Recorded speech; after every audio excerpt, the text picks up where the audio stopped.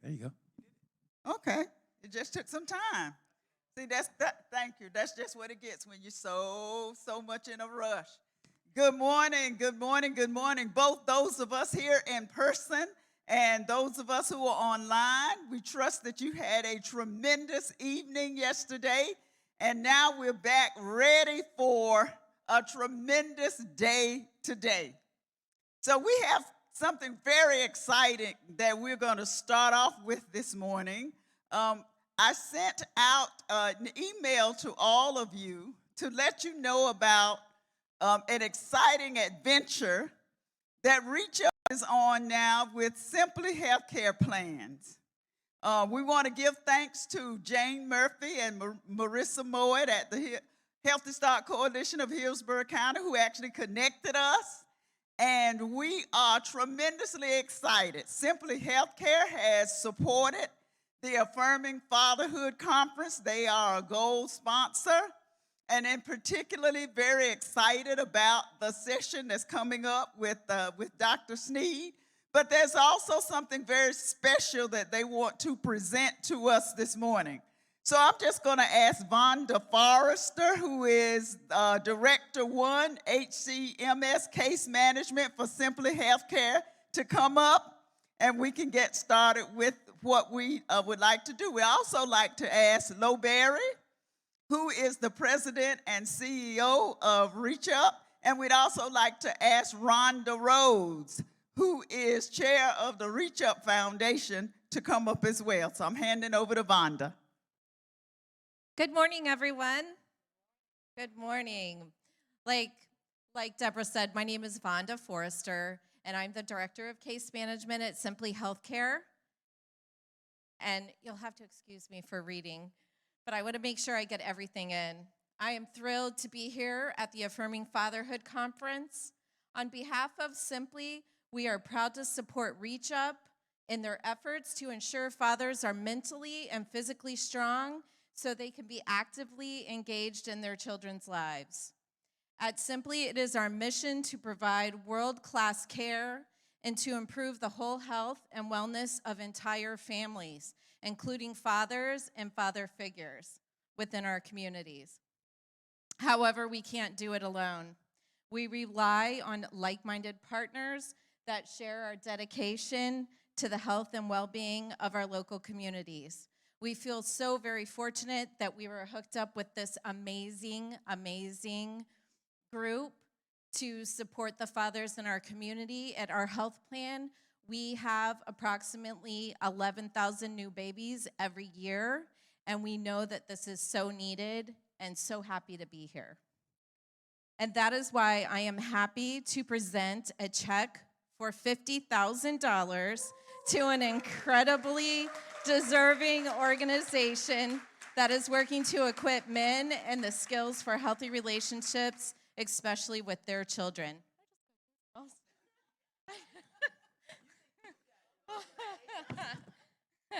Reach Up will be using this donation from Simply to implement a 14-week pilot designed to support family-focused, resilient, and essential fathers.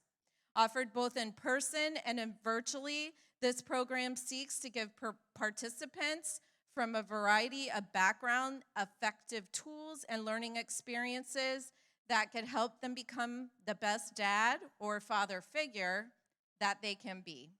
Congratulations, Reach Up, and let's all please share in a round of applause. And I need a hug.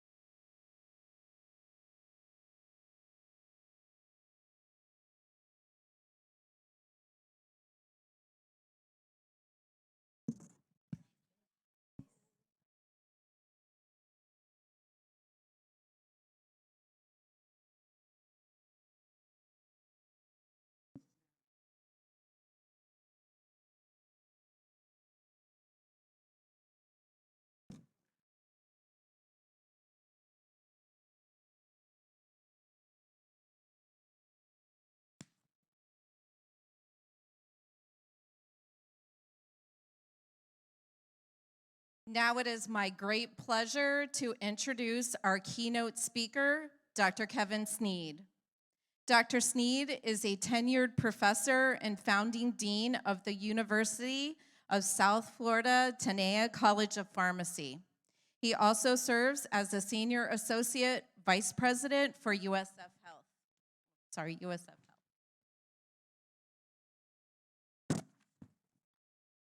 Dr. Sneed earned his bachelor's degree in biology with a concentration in microbiology from the University of Central Florida and received his Doctor of Pharmacy from Xavier University of Louisiana College of Pharmacy.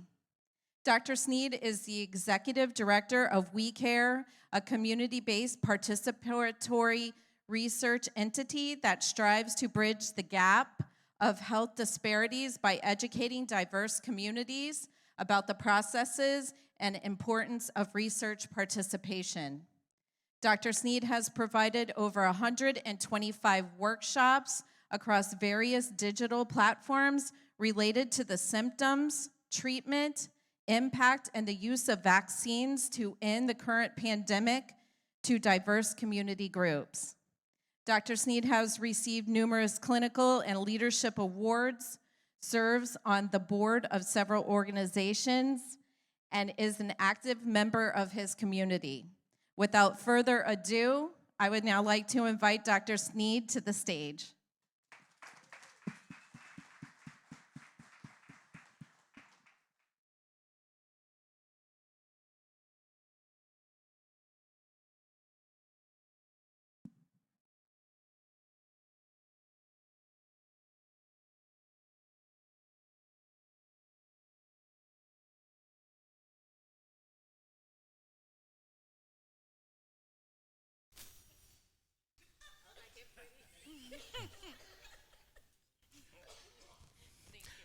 Well, Vonda, thank you very much. And right before I start, I just can't, on behalf of my great friends at Reach Up, we just want to say thank you. I can't think of a better organization, not only here in the Tampa Bay area, not only in Florida, but across the country, that's going to amplify and magnify that gift better than the group at Reach Up Incorporated. So thank you very much.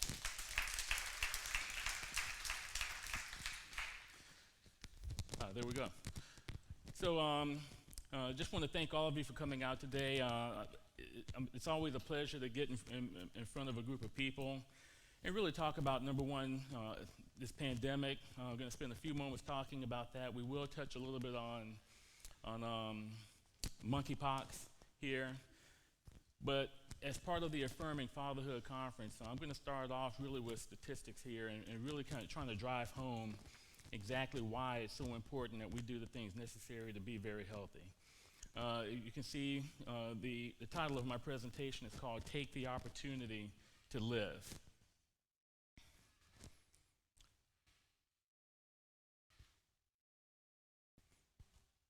Okay. There we go. Okay. I'm going to start right here. I had the very unique and distinct honor of meeting this author, Heather McGee, earlier this year. She wrote a book called The Sum of Us. And one of the key questions that she was asking in this book is, why can't we have nice things? Okay? And the more I talked to her and the more I had an opportunity to listen to her speak at this event, it really began to help me understand that what she was saying directly applies to really what I've been doing with Reach Up now for a 2.5-year period. We've been going out trying to do everything we can to save lives in the wake of the pandemic. And we have to keep in mind, this is a 118-year event. The last time this happened was 1918. We hadn't seen anything on this level or this deadly for a long period of time. And so the Sum of Us is really one of the key areas. There we go. So I'm going to start and I'm going to talk a little bit about what does it take to have a healthy life. And many people, and if you start talking to people, they'll say you should eat well and you should exercise and you should go to your physician, you should do all these different things. But in reality, it's much more complex than that. And again, just for a brief moment, we have a lot of things that really become almost more important than those things, and we call them the social determinants of health. Again, what's the environment like that an individual may live in? What's the educational status of the environment that people live in? Do they have an opportunity for employment? And then even more important than that, what is the family and social structure and support for an individual in terms of from the time that they're very young until the time that they become much older? And so you see the social determinants of health really make up greater than 50% of what determines your health as an individual. Now I can go one step further.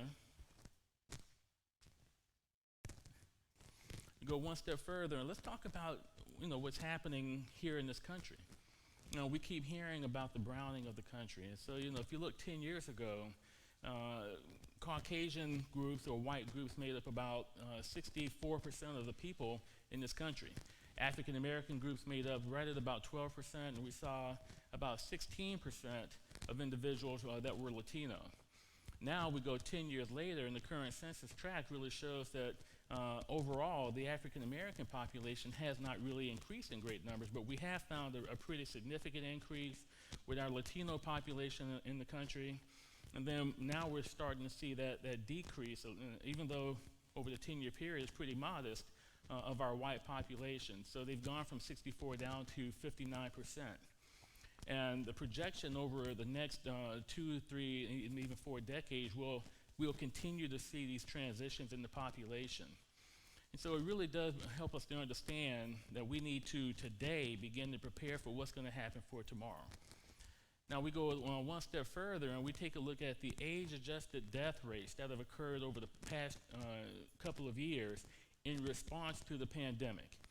And of course, the number one killer still remains heart disease in this country. I'm a big American Heart Association volunteer.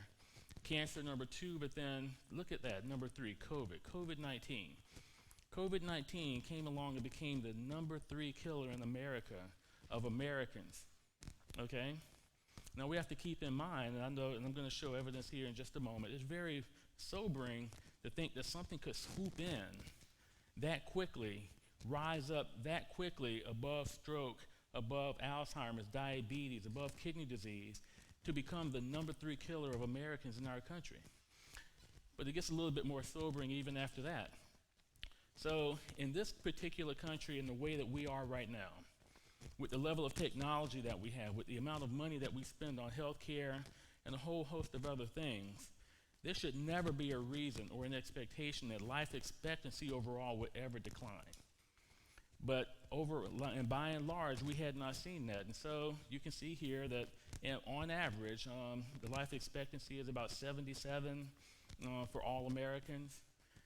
If you're a female, life expectancy has been generally a little bit more than 80. And if you're a male, you can see it's been generally right under 75. And by the way, before I go any further, this is why I always encourage people, even when you're young, ladies, make sure that your life insurance on your husband is paid up. So life expectancy, we should always expect that it will not decline. But then you take a look at the very tail end here, and you begin to find the fact that we see a decrease in life expectancy. And that is the direct impact of COVID-19 and what it has done to us here in this country over a 2-year period. Now remember, it takes a lot, and I know it's really hard for us to imagine, thousands and hundreds of thousands and even millions of people. It takes a lot of people to actually begin to have an average decline in life expectancy, but we found that as a result of the pandemic. It goes one step further when we begin to take a look here, and now we can break this out by racial or ethnic background. And of course, our Latino or Hispanic populations, again, in 2019, life expectancy right at 82 years. Our Asian counterparts have done very well, extremely well. At 85, our white counterparts at 78, and then African Americans were coming in right at 75%. But the impact again with COVID-19, we find a marked decrease in the life expectancy across the board. Now, if you take a look and just hone in just for a quick moment on the African American populations there, we went from 74.8 all the way down to 70.8. Okay? Now we have to keep in mind, there's a lot. This doesn't mean the number of people that simply just died during the pandemic. Now we're talking about the long-term impact of what the pandemic means for each and every one of us, and I'm going to show you evidence of that in just a moment. And unfortunately, if you look all the way to the far right of that, you begin to see what has happened to our indigenous populations here. Okay? Again, Alaska Native and American Indian had a marked decrease in their life expectancy. And overall, if you take a look at all groups and all demographic groups here in America, that population has been the hardest hit of all groups. And so here we begin to talk briefly about just showing the impact of COVID-19. The decline was primarily to increases in mortality due to COVID-19. The number one impact reason why African Americans actually had a decrease in their life expectancy, and believe it or not, it could have been worse had we not had an improvement in our heart disease or the lower number of people dying from heart disease, which we're all concerned about and had been far more concerned about prior to the pandemic. And so now I'm just going to bring you back all the way to total life expectancy, again, broken up by race and ethnicity. And then you take a look, again, at the very top.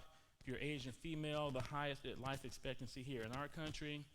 But then the more sobering part, just for time's sake, we come down second to last. We have the African American male at 67.8%. Now I'm going to be and I'm going to tell a quick story here in a moment. I know I'm under, confined time here. I don't have all morning. But I'm going to, and then let me amplify that just a little bit more to include our native Indian populations here. So the actual fact of the matter is that when we have African American men, when we have men of color, when we have men in general dying earlier than they should pass away. And I'm going to tell a very quick story here. A number of years ago, as part of the Center for Equal Health, I was very engaged, myself and my counterpart, Dr. Rivers. We used to grill these graduate students. Anyone out here, if you have a PhD, you remember people like me, we were the ones that were beating up your brain really bad. I know it might be a PTSD, Ms. Berry, but on one particular day and one particular occasion, I got a tap on the shoulder, I'm pretty sure, from our maker. He said, I need you to sit this one out. You're not going to be engaged. You're going to sit in the corner and you're going to listen to the conversation. And the question we had that day was if, and I'll bring it into 2022 dollars, if we had 5 men that had prostate cancer and they were all terminal, and somebody was going to give $1 million so that they could have one more year of life, how would you select who would get that $1 million gift for one more year of life? And the conversation, I know the conversation they were having, but the conversation that really impacted me was the fact that we're talking now about an African American male that's dying 10 years earlier than they needed to die. They're not going to make it to 75. They're going to die at 65 or younger. And this is common, and we're seeing the evidence right here. And then I heard another part of a conversation, even though that's not what people were talking about in the room. Said, what happens when that man dies earlier than he should, and now he's not there for his child? But then the conversation went one step further, and it impacted me even more. And I said, what happens when you don't have that man around for the grandchildren? When you're not around for an additional 10 to 15 year period, if you're going to die at 60 or 62 and you don't make it to 75 or 77, what's the impact on the grandchildren over that 15-year period? So when you begin to think about the importance of life expectancy and trying to live a full life and who are you trying to live it for, you need to be there for your children to help them not only raise their children, but to show them how to be good parents. And then you have to be there to help, to be there for that grandchild that has the benefit of a 15-year lead-in to them becoming an adult. And so that conversation that day changed my life dramatically. Just for time's sake, I'm going to skip past that slide. So let's talk a little bit about COVID. Many people feel like the pandemic is over. It's not, by the way, okay, just so you know. Let me take you back. We've heard about all the variants, and here on the far left, you see this alpha variant. These are the little spike proteins that we see on the pictures on TV. Right there in the middle, the Delta variant, which I'm going to come back to in a moment, which was still the deadliest one that we've dealt with, in my opinion. And now we're dealing with the Omicron variant. And we see all these little numbers on the outside. When we hear about mutations, okay, when we hear about the changing mutations, and it changed, all these numbers represent that mutation pattern. And believe it or not, many of the mutations, I don't think I have it in here. I don't have it in here today. But if you take a look right here, this little word right here, INS 214-EPE, the virus that causes COVID-19 was able to pick up a little piece of genetic material from an individual that we believe it occurred somewhere in South Africa, that actually kind of lessened the internal inflammation that COVID-19 can cause to individuals. It made it appear and act a little bit more like the flu.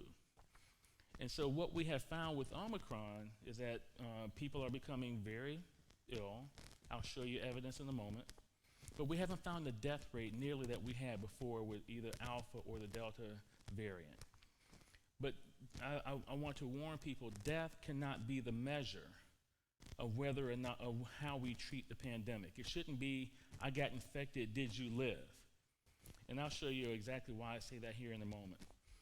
I began making the argument towards the middle of 2020, in the beginning of the pandemic, that this is not a respiratory virus the way people think it is. This is actually a cardiovascular virus. That's what I call it. Because all of the organs and the way that it attaches onto organs in your body, it kind of travels along parts of the cardiovascular system. And you can see here multiple, some of the top medical journals in the world were all beginning to point this out way back in 2020. And again, if it's inside, if it's underneath your collarbones here and inside the pelvis area, if you have an organ in there, it was likely to be affected by the virus that causes COVID-19, SARS-CoV-2. And so, even if you look on the far right, we begin to see more extensively that it goes way beyond just being in the lungs. It can affect the heart. It can affect the intestines. And quite honestly, during the Delta variant, during that phase, people weren't dying just simply of respiratory failure and pneumonia.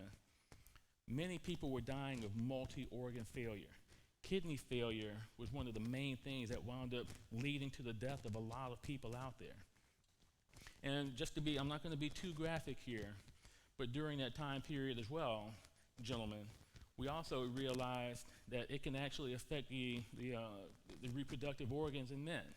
The virus can actually attach on and actually cause what we call morphological changes to that part of the organ. So we began to see men having erectile dysfunction and other components secondary to being infected by this so-called respiratory virus because it was traveling and causing, and once it attached on like Velcro to that organ, it had the great potential to cause damage to it. Now, many people had not heard this before. Many of you may be hearing it right now for the first time. And yet, and still, the scientific community, as you can see here, the dates here, we knew this back in 2020. So with the help of Reach Up, Deborah Austin and her group, we went to work and we began communicating all of this to as many people as we could just to help people understand. Now, with it being a cardiovascular virus, again, well, one of the main cardiovascular manifestations that we have to be concerned about is hypertension or high blood pressure. We always hear about high blood pressure. You know, it's very difficult to feel high blood pressure. As a matter of fact, if you begin to feel high blood pressure, it's probably so high that you really should be on your way to the emergency room. So what are we trying to prevent just from having high blood pressure? And before we talk about COVID, before we talk about diabetes, all you need to actually cause you to go to heart failure, organ failure, and then die, okay, that death rate we saw from cardiovascular disease, all you need is uncontrolled high blood pressure for a long and extended period of time. So here we want to prevent stroke, we want to prevent blindness, we want to prevent heart attack. When I'm with my patients in the clinic, I'm not going to do the full dance for y'all, but I do what I call the diabetic or the hypertension Macarena dance, okay? And I say, what are we trying to prevent? Why do I want you to take this medication? We want to protect your brain, your eyes, your neck, your heart, your kidneys, and your legs. And then I go back and I tell them what I really just said. We don't want you to have a stroke. We don't want you to go blind. We don't want to choke off the blood to your brain. We don't want you to have a heart attack. We don't want you on dialysis. And we do not want you to have amputation. So I didn't do the full dance for y'all today. I will not today. So the other component here, just to very quickly, on the far left here, you see a pair of x-rays of lungs. On the far left, the black clear part, that's the way a clear lung should look. The white part here, that is actually what happens when you get COVID pneumonia. That's a patient with COVID pneumonia, okay? Now, the other thing that began to happen in 2021, and again, I'm so thankful for Reach Up, they gave me a platform to begin sharing this information, is that when we found out that the virus could attack the pancreas, I said, oh my gosh, we got to think about what's going to happen, 2 years, 5 years, 10 years from now in terms of diabetes, okay? Because if it's attacking and causing damage to the pancreas that's actually generating, producing insulin in your body, and you're causing damage to it, now potentially we're going to have diabetes developing. And it may not be acute, it may take years to develop. And it may be such that by the time you develop it 2, 3, 4, 10 years later, that you even forget that you were infected with COVID, and the problem didn't start when you got diagnosed. The problem started when we were infected. And so, sure enough, about a year later, this came out from the CDC, this report. It began showing that, yes, indeed, and this was for children under the age of 18, that they had a higher prevalence of becoming diabetic compared to that if you were infected with COVID-19, the prevalence of diabetes began to go up higher in that group versus people or children who had not been infected. So even quicker than I was predicting it to happen, a year later, we were already finding that it had happened. Many of you may recall that we had people that lost taste and smell, okay? And so I'm showing you exactly how that occurred. And one of the reasons I really enjoy putting this in here, This is when you inhale it because COVID-19 is airborne. Okay, want to make sure we understand that. And then this olfactory bulb. I'm so thankful that for all of the organ damage I just talked about, it does not appear that the olfactory bulb really becomes damaged as an organ, not permanently. And we're pretty thankful about that. But we want to, here you can begin to see the virus kind of embedding in different parts, right here between, and this is the pathway, by the way, of the virus, and not everybody, but some people escaping and actually getting into the brain. And so all of a sudden we began to see different things. Now we're studying the effect of what happens when people get infected, and it actually winds up affecting the brain. This is a very complicated slide, but what I want you to take away from here is that once it gets there, there's a level of inflammation that begins to occur that negatively impacts the actual physical manifestation of the brain. Okay? I see my great friend and colleague here, Dr. Hill. If you have the opportunity, please attend her talk when she talks about the impact of COVID-19 on mental health. She does a wonderful job talking about that, much better than I can do. But we take that one step further, and then we began to see research occurring around the world that was actually showing and proving the before and after impact of people who had COVID-19, where unfortunately for that individual, it didn't happen to everybody. I don't want to scare anybody in here. It didn't happen to everybody, but for the individuals where it did happen, that we actually saw that there was actually gray matter in the brain that was being affected, and there was a shrinkage of it. So we never want to get to the point of just simply thinking, oh, I had COVID, it was a respiratory thing, I coughed for a little while, I got over it, and I went away, and there were no manifestations, no problems. So early in the pandemic, remember the pandemic for us became real probably around late January of 2020. Okay? In February, I began hearing stories around the country, especially you all remember what happened up in New York City. And we were hearing about, people dying and we had to put, we didn't have enough locations, we had to put them in ice trucks. And then I said, then I heard a little story came out, a little blurb, that there was a very high number of African Americans that were dying. A very high number. And I began calling around the country. I called my colleague over at the College of Public Health at USF, Donna Peterson, the dean. I said, where can I find a database that talks about, that gives the racial breakdown of people dying from COVID? Remember, this isn't the first couple of months here. And she said, well, it doesn't exist. So I began calling around the country. I called people up in New York, I called people in Detroit, and then I called a colleague of mine down in New Orleans. Right after Mardi Gras, they had a big death event. And all of a sudden I realized, the cardiovascular impact of the virus is not being talked about. So I wrote this article, and I called it Coronavirus and Health Equity. Again, this too was predictable. And in that article, I began showing on the right here, it shows you kind of a heat map of where the most prevalent or the highest prevalence of cardiovascular cases are across the country, and you see it all throughout the southeast and extending up into the northeast. And then if you take a look on the left, that map on the left, at the time, those were the cases of COVID-19 that was most prevalent. And if you take the two and you overlap them, you begin to see, and it became very clear to me why people of color primarily were being the most affected. And so I wrote that article, and we tried to get that out very quickly. This came out in late April, and it really began to show the disproportionate effect of African Americans with COVID-19 one more time. So the green line, kind of sort of green line, the mustard-colored line, that's the actual population percentage of African Americans in that given state.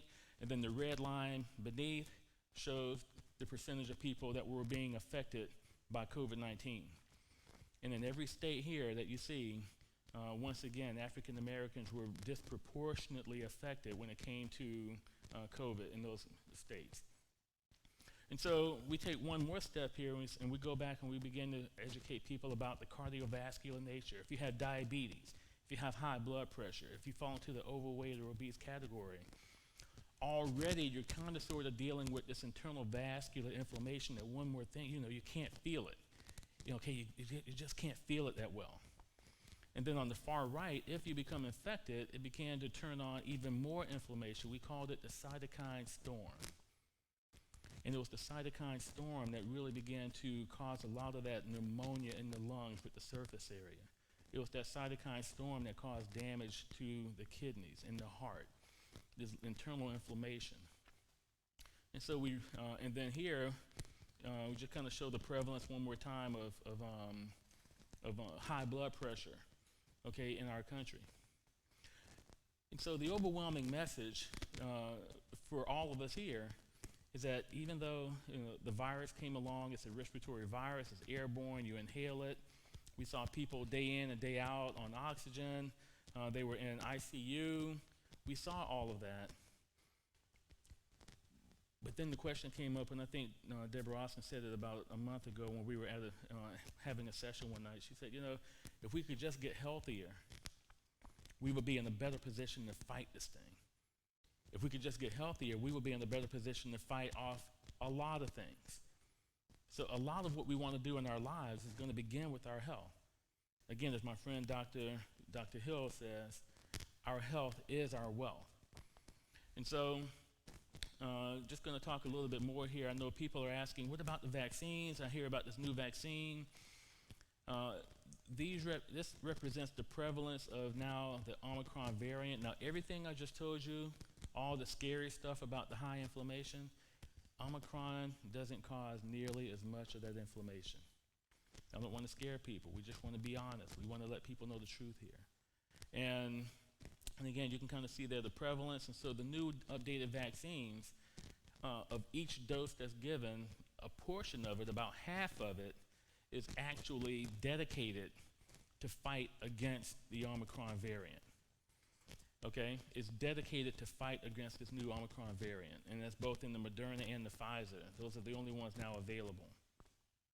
And then the very last thing I want to just share before we have a brief conversation about monkeypox, you can see now, even though we see this hospitalization rate is pretty low here compared to Omicron, it was during this time period that we began to see almost all Americans, okay, have this death rate, this increased hospitalization and death rate, regardless of ethnic background. And the most important thing on here is that solid blue line represents all of the individuals who were unvaccinated. 92% of people that died and 95% of the people that were in the hospital were those who were unvaccinated during this time period. And we have to keep in mind that Delta variant, it turned on inflammation higher than anything that we had seen before. It caused more organ damage than anything we had seen before. Right here on the bottom, almost non-existent, again, were people that were completely vaccinated or had received the vaccination and the booster. So I know there's a lot of concern. I know there's misinformation, even disinformation about, getting vaccinated, not getting vaccinated. I understand. I get that. I've talked directly with the anti-vax community. I'm glad when I need to, I can kind of turn on the jokes and make people laugh a little bit, kind of keep things light. But this is actual hardcore data. If you're vaccinated, your chance of being hospitalized was almost non-existent. Your chance of dying was almost non-existent. If you were not vaccinated, your chance of hospitalization was much greater. And we found the very same thing from a racial and ethnic background. So let's talk quickly about monkeypox. Again, during my bio from Vonda, very thankful for you reading that for me. I have this background in immunology and microbiology, and so to be able to take a look at what's happening right now, I shouldn't admit it, but it's kind of interesting to me. But the actual monkeypox was endemic to Africa, and there were two versions of it, okay? And there's one that's more dangerous than the other. And I'm still trying to figure out. I think the less dangerous version is the one that's gotten around the world and has become pandemic.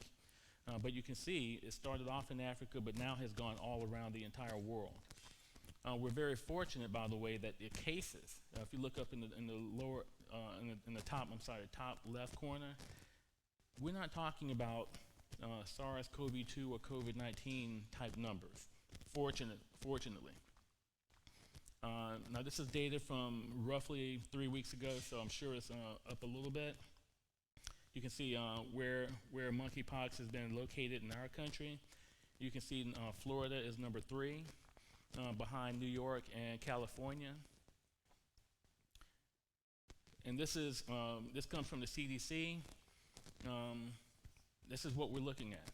Now, when I show this to people, and especially when I have shown it to younger people, you have to keep in mind we're talking about an entire generation of people right now that have never known life with chickenpox. Okay? Now, if you're old enough to remember chickenpox, you can look at that and you say, "Oh yeah," and you say, "I almost forgot what it could have done." Now monkeypox and chickenpox are genetically very distinct from each other. As a matter of fact, monkeypox is closer to smallpox than chickenpox. But take a look at this young man here, and you begin to see some of the impact of what can happen with the lesion and the scarring that can occur. Okay, again, rash that concentrates on the face, arms, and legs, okay? If we take that one step further, how do we get it? Direct skin-to-skin contact, okay? Some of you, again, may be old enough to remember when we used to have a chicken pox party. Anybody recall that, by the way? Yeah, okay. You know, someone in your neighborhood would come have chicken pox, and then the other mothers would gather the children up and they would put them in the room. Okay, that's how we that was like the inexpensive version of vaccinating people. And then you would get chicken pox, and then you would deal with it for your 2-week period, and then you move on with life. Well, direct skin-to-skin contact, again, a question I'm getting pretty frequently, much more frequently now. The second bullet point hash right there, contact with clothing. What happens if I travel? If I have to go to an unfamiliar hotel, who was laying in that bed before you? An individual that has monkeypox, if they lay in the bed and they have the scarring and they have the bumps you saw, they can actually leave that virus on that linen cloth on the beds. And so, I'm telling people, if you don't trust the location that you're going to, that they are changing everything out regularly, take your own sheets, take your own pillowcase, okay? Because you're not going to be able to know one way or the other. And then the third point is not airborne, but if you get close proximity, respiratory drops can pass from one person to another. And then finally, we want to make sure, we'll come down here again for time's sake, can be spread during sexual contact, and then individuals are infectious until all the scabs have fallen off, okay? Uh-oh. Kind of went right here. So what's going to happen? Potential for death is very low. That doesn't mean we want it. Like I said before, death can't be the measure of whether or not you allow yourself to get it. However, these are the things that can happen to you. Most common, you can get a rash. Following that, you'll probably feel very tired. You'll be fever. You have swollen lymph nodes. Okay, it's going to last for about a 2-week period, more than likely. Again, there's a lot of other symptoms on here. Oh, see if I can.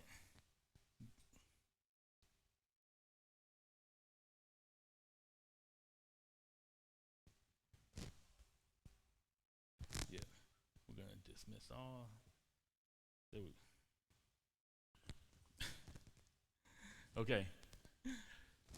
So you see all of the symptoms here that can happen. People are going to itch, okay? Someone asked me the other night, is this something you can use calamine lotion for? I'm like, yeah. Again, young people, they don't remember what calamine lotion is. Oatmeal bath, remember that? I said, yeah, I can't tell you not to do it. I don't know how much it can and really will help, but it certainly won't hurt. We do have a vaccine, okay? It's called Genios. And what they have done with this particular vaccine, they were not anticipating a worldwide pandemic.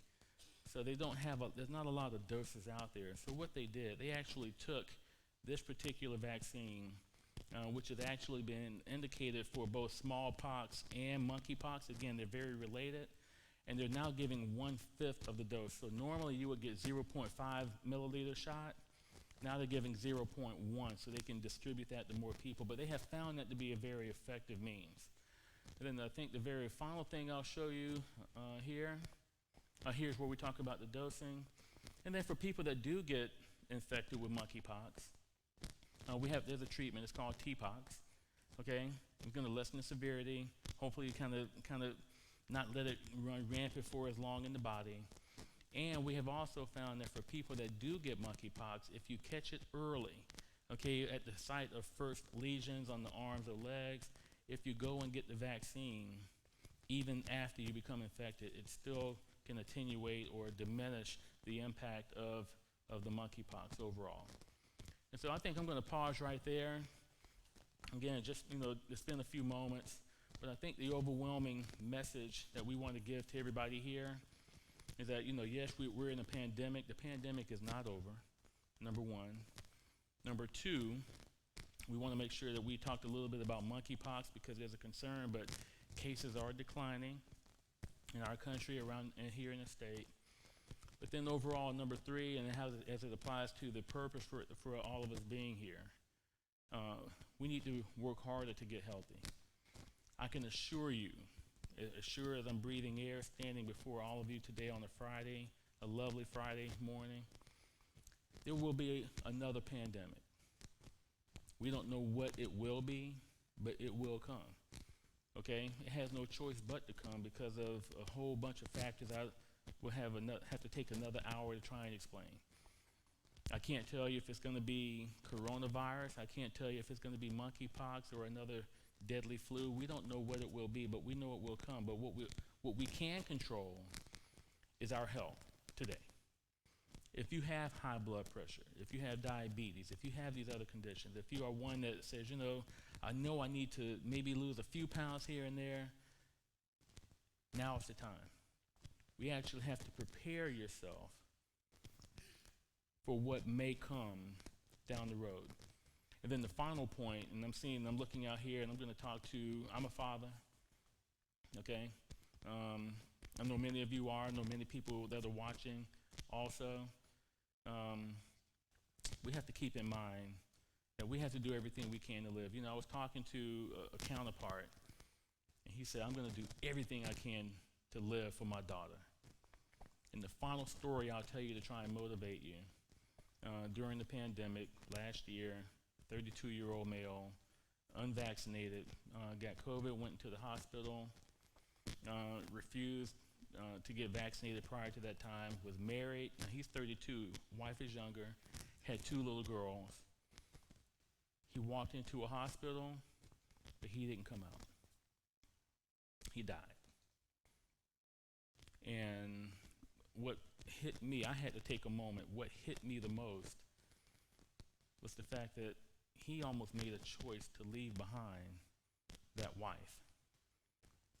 And the other choice he made, to be honest, was to let another man walk his 2 little girls down the aisle when they become adults and they get married and go on, hopefully, to live a productive life. Now, life can happen. We can die from anything. We understand that. But when we have a chance to try and prevent something, we should always take the opportunity to live. And when you are looking at the death rates I showed you earlier, when we're looking at the impact of life expectancy already being lower in this group, that means we have to work harder. You don't succumb to it. You don't give in to it. You work harder to fight against it and improve it. So with that, I'm going to say thank you all very much for your time. I'm not sure. I think we're done. I don't know if there's a time for a Q&A, but if there's any questions, I'll be happy to take them. But thank you all very much for your attention.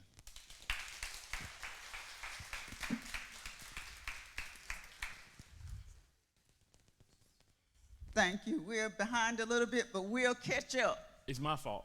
No, sometimes we just have to do what we have to do, and I know this is very, very important to many of us. So if you have any questions, we'll bring the mic around, and we'll do maybe about 10 minutes of questions, and then so I have Jack here and then Graylin. What's the genetic effect on COVID or monkeypox have on like we have young fathers and young mothers that we go out and we provide services to, and I use every tool in my toolbox to try and get them to do the right thing. What's the genetic effect does it have on their kids in the future once they deliver their babies and stuff? Is there a genetic effect on You mean from the vaccines? from the disease itself? Yeah, in terms of that actual and overall genetics, I can for everything that we know today, and we're pretty. And by the way, I'm going to talk about the vaccines for a moment. The vaccines have been studied for 20 years, for over 20 years. Okay, that's another part of the presentation we didn't have time for today. Especially the newer vaccines that we have right now, these mRNA vaccines. There is no component of messenger RNA that will impact your DNA of your body. Let's be very clear. As a matter of fact, our entire bodies are made up of mRNA. Now, I'm not going to go through the full exercise, but when I'm with young children, I kind of tell them, I say, squeeze your ear, and then tap your nail. I say, you ever wonder how your body knew to make a soft ear or a soft nose but a hard nail? mRNA is partly responsible for telling the body, teaching the body what to print, the protein to print and what to make. So no, we don't expect any direct genetic impact on that. Now what I cannot tell you is the long-term impact on certain organ functions. Okay, because again, now prior to Omicron, once that virus attached on like Velcro, the example I give, like when it's like Velcro on a sweater, all right, and it attaches on, and then that virus actually seeps into that cell, and it begins replicating. It can actually damage that cell, and then it comes out and it goes to other parts of your body, and it's going to damage more cells. And so at that point, what we are more concerned about is what is the long-term impact of organ function if you get infected. And there's nothing more dangerous than that little RNA strand inside of the virus. So right now, I don't believe there's any long-term impact in terms of genetics right now. I know people are concerned, what about fertility for children in the future?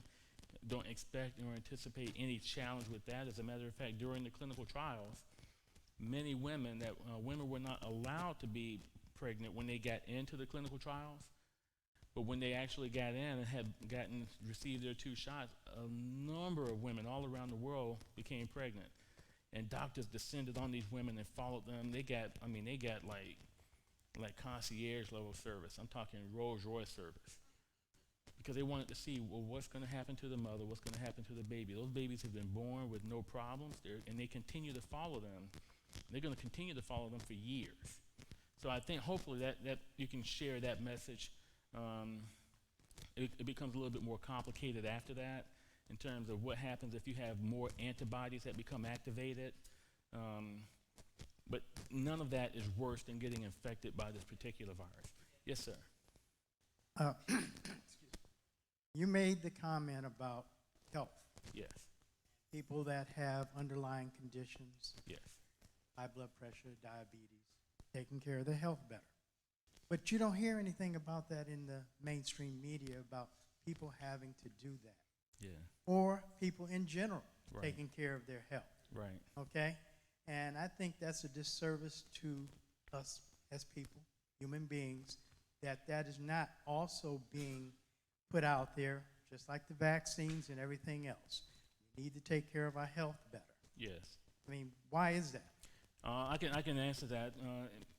Number one, we have to keep in mind it was a pandemic. The virus is spreading quickly among people, and the people were dying rapidly. So the number one thing that public health officials had to do was get people to understand that there's a virus that's killing people or is going to cause long-term damage. And now we're trying to come up with a solution. And by the way, the solutions didn't always center around the vaccine. Part of the solution was, wear a mask, wear a good mask. So we had to get that part out first, and because, it was rapidly evolving.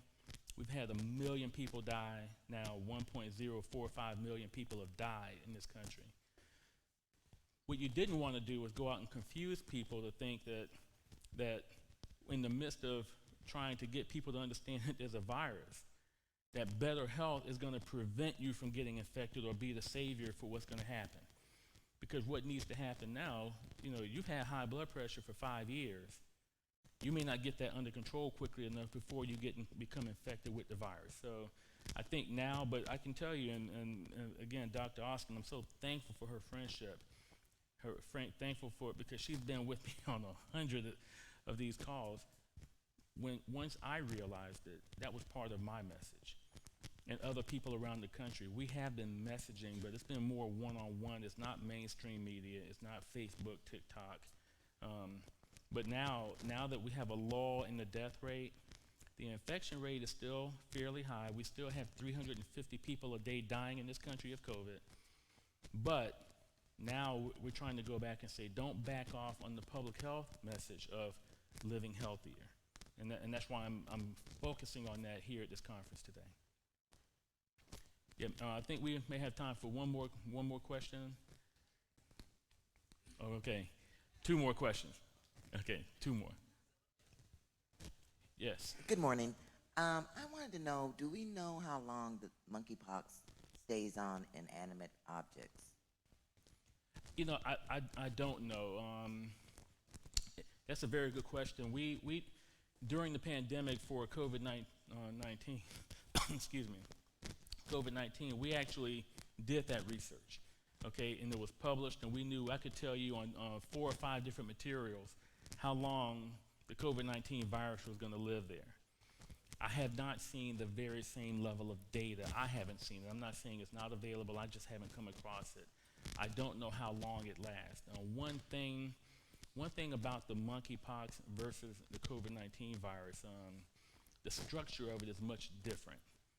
Okay, so there's a different level of resilience that it may have, so there's a potential, I believe, for it to probably be a little bit longer, but I can't tell you the exact time period. I apologize.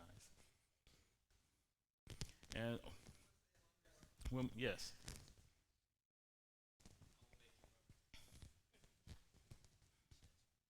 I had, well, one, is this research going to be available, like the slides and everything, will that be made available to attendees? Will we have access to it? You know what?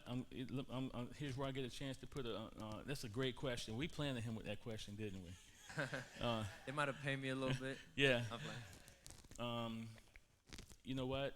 The presentations I give that have been recorded are on a library with Reach Up Incorporated. We are so thankful for Reach Up because they're on the library, and you can even see the evolution of them over time.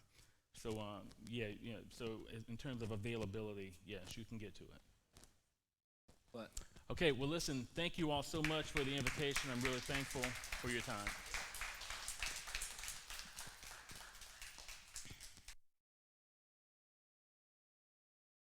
Thank you, Dr. Sneed. It's always a pleasure to have you with us. It's such a valuable information that you provide to us.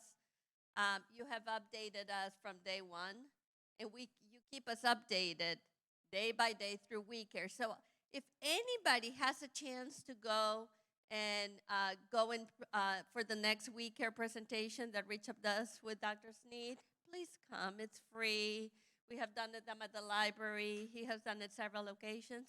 It's a great opportunity not just to educate us, but educate everybody around us too, just to be safe. A round of applause for Dr. Sneed, please. Thank you so much. Now, with the exception of Reach Up staff, has anybody not received a ticket for the raffle? Okay, there's one person there. Anybody else? Oh, there's someone there too on the side. So he's going to be passing. And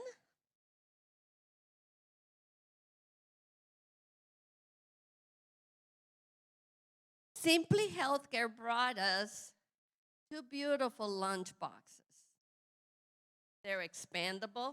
They come with very nice fancy water bottles too. So we'll see who gets the lucky winners.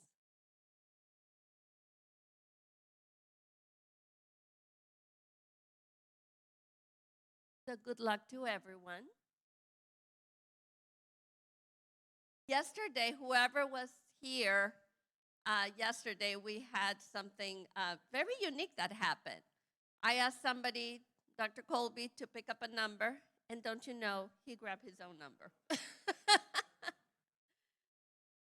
Everybody has it now then? Okay, and again, thank you to Simply Healthcare. We'll do the black one first. So, Miss Lowe, can you grab the number? She cannot take her own, so that's the unique part. Okay. So the number is 391740. Yes! I'll get the bottle. Congratulations. That's because you're going to go and visit the YouTube library that Reach Up has. Congratulations, a beautiful lunchbox. Okay. So the second one will be for this beautiful lunchbox. It's exactly the same. And by the way, it's expandable, so you know how much food we can bring. So, Mr. Grayling, you pick up at the next number.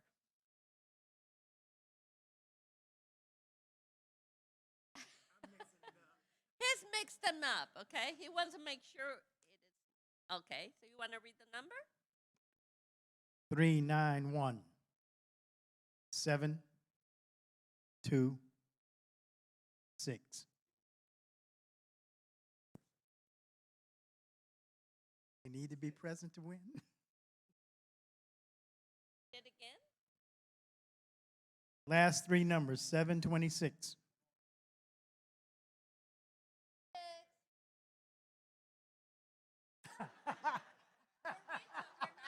You can't be. Do another one? Running one. Running twice. There we go. Next number.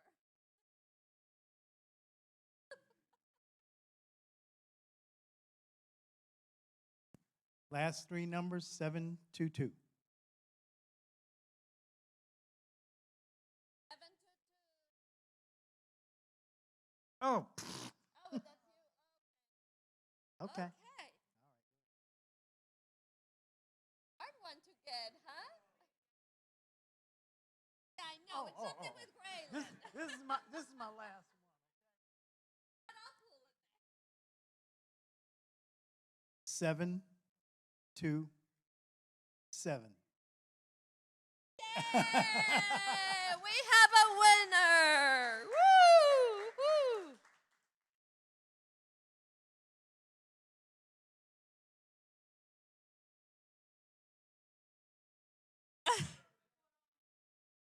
It matches your shirt, kind of. How about that? It was meant to be his, right? So I want to get a picture here, too. So thank you. You may want to check this. I'm not a very honorable. You know what? After third attempt, we'll believe you about that. No, congratulations. And then the last one, we have 2 extra tickets for the Florida Aquarium. They're really nice tickets. It does not include parking, but they were very generous to give us 2 tickets. So, I'm going to do the numbers again. So let me see who grabs the number this time. You want to get the number? Okay, you grab the number. How about that? Just read the last 4 numbers.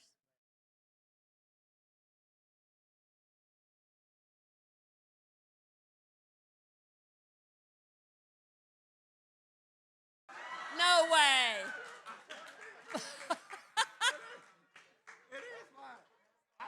Confirmation. There you go. Congratulations.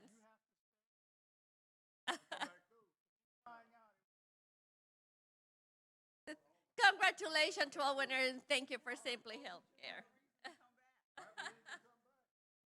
All right. Thank you all. Thank you, thank you, thank you so much. Okay, we're about 10 minutes behind, but we'll catch up. That's all I'll say. We'll catch up. Okay. This is is the time for our breakout sessions, and we actually have 5 of them. And so we know that they'll be small, but that's good because then you can have some really small group rich discussions. So the session on men's mental health will be right here in the auditorium. And Dr. Hill, you'll be right here. And each of the breakout room sessions will actually have an assistant. So you'll have an assistant here to help out. Dr. Salinas, Dr. Abraham Salinas. Oh, there Dr. Salinas is back there. Dr. Salinas is going to be dealing with what we asked them to talk about, toxic forms of masculinity. But he's going to be really great in terms of talking about what masculinity really is, the fact that there really is no toxic masculinity. He's going to be talking about, cultural aspects. So Dr. Salinas is going to be in classroom 1. Classroom 1. And Ricardo will be his assistant. Lillian is Dr. Hill's assistant. Classroom 2, Dr. Wilson is going to be talking about a new look at fathers and finances. And she actually recently did a research study so that she'll be able to talk about actually young black fathers and employment. Mr. George Wood will be in the gym. And the title of his breakout is Understanding the Ties That Bind. And Mr. Wood is really an expert personally and professionally in addiction and recovery. And then in the kids ministry room, Max Red is going to be talking about understanding adverse childhood experiences, those ACEs that we talk about, and resilience, especially putting it down so fathers can understand what that means for you and your children. And as I said, he'll be in the kids ministry room. What we'd like all of you to do is to be back here, cut you a little short, be back here at 12:10. And then what we will do is move forward to have our induction into the Affirming Fatherhood Hall of Fame.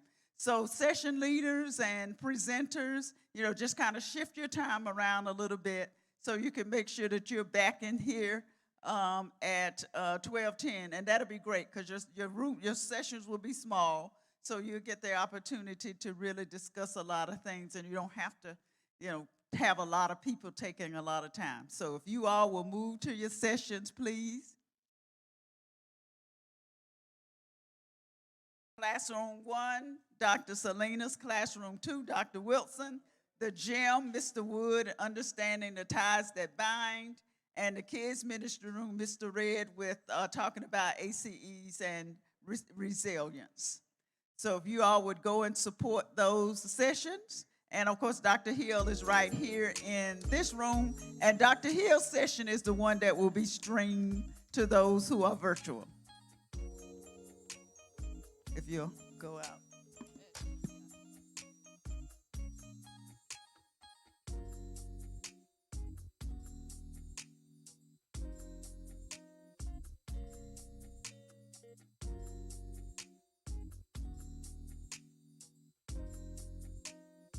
All right. Classroom 1, Dr. Salinas. Classroom 2,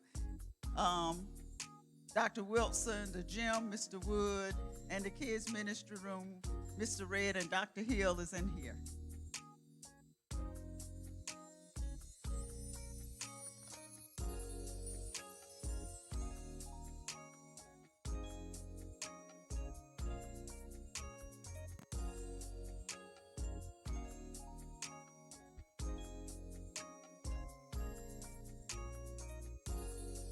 So,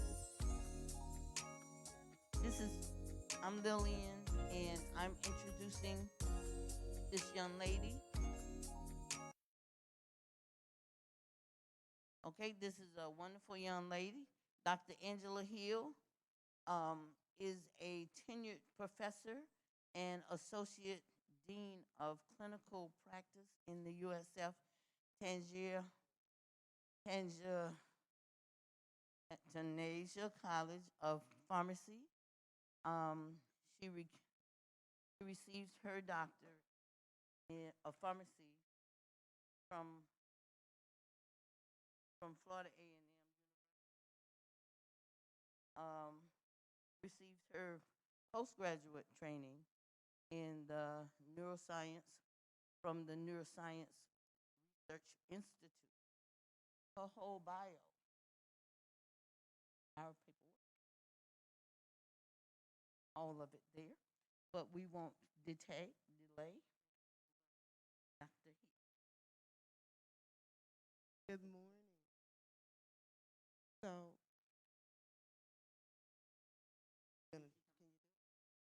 good morning, everyone. It's a pleasure to be here. Thank you, Ms. Cox, for that introduction. It's always hard to follow behind, one, your supervisor, but then Dr. Sneed, because he's such a fabulous, fabulous speaker and always has such a wealth of information. But it's great that you all found value in this topic this morning. So give me just a few minutes set up. We're going to control here a little bit, but I wanted to kind of tell you a story while I'm waiting on the technology team to kind of assist me.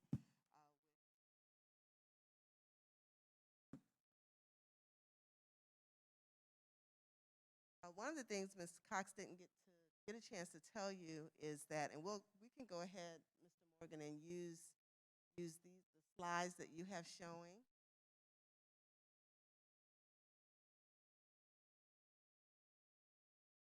Oh, okay.